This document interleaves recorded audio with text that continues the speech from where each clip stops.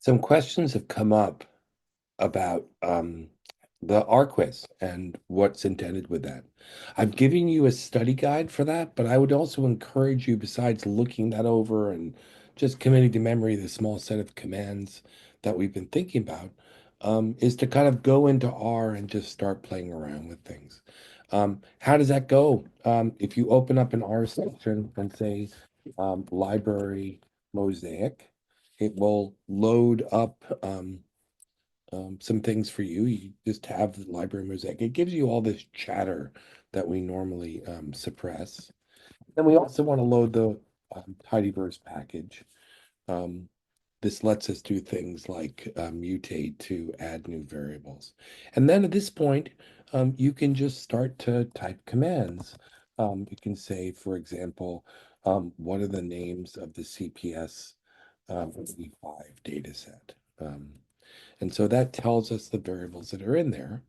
Just a reminder, if you click on the history tab, you can see the commands that we've run previously or that we've run this time. I'm a lazy typist, so if I wanted to kind of go back and do something, I can go back there and have stuff sent to the console, which is where I'm typing right now, or if I had a Corto file open to the source. Another way of getting the information about the data set is running glimpse. This tells us the number of rows and number of the columns. The nrow command will tell us the number of rows. Um, so we can start to kind of explore various different things here. We can see, for example, the mean wage as a function by whether or not someone is married.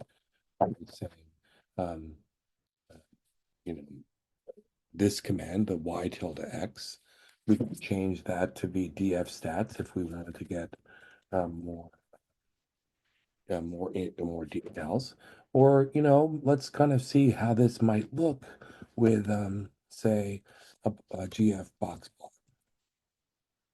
So again, this is giving us side-to-side box plots because we have these different groups.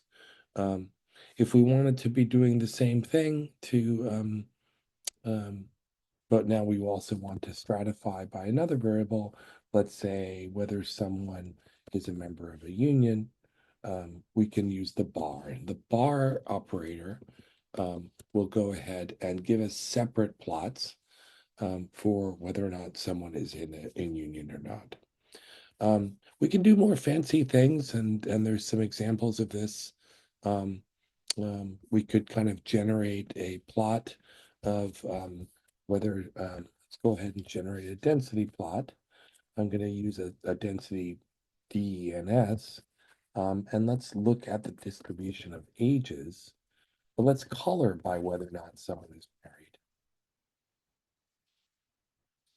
You can see now that this is giving us something where they're overlaid. So the coloring is overlaying, the bar is splitting things up. Last but not least, we can do the tally function. We could say something like, what's the distribution of whether someone is married by sex in CPS 85, and that will give us the 2 by 2 table that's there. Again, my goal for the R quiz is just to get us to the point where these simple commands within Mosaic will be working. Um, um, we can go ahead and do other parts and pieces to things.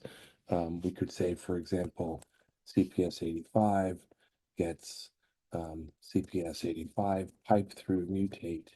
Well, if we wanted to kind of create something variable younger equals, so this we would use the if else command. We could say if age is less than 25, say, um, um, we could say young, old. This is one way of thinking about if we now say glimpse CPS 85, or there was an example I provided in here. Um, this fraction, this is another way of thinking about it. CPS 85 gets CPS 85 piped through mutate. And fraction here is a simpler mutation. It would just be the experience divided by age. So that number of years working as a function of age. Let's go ahead, run glimpse again. We can now see fraction. And so this gives us a kind of a new variable that we could now explore. And so I could say EF stats fraction data equals CPS 5. And that gives us this information. The max was 0.85. Someone who'd worked much of their life. The smallest value 0, someone who'd not worked, and the median around 0.434375. Again, my goal here is just to kind of let you play around and start to be able to use R as a tool. The R quiz is going to look almost exactly like the study guide, but I'm hoping that just working through these commands will help you to be able to get some more practice.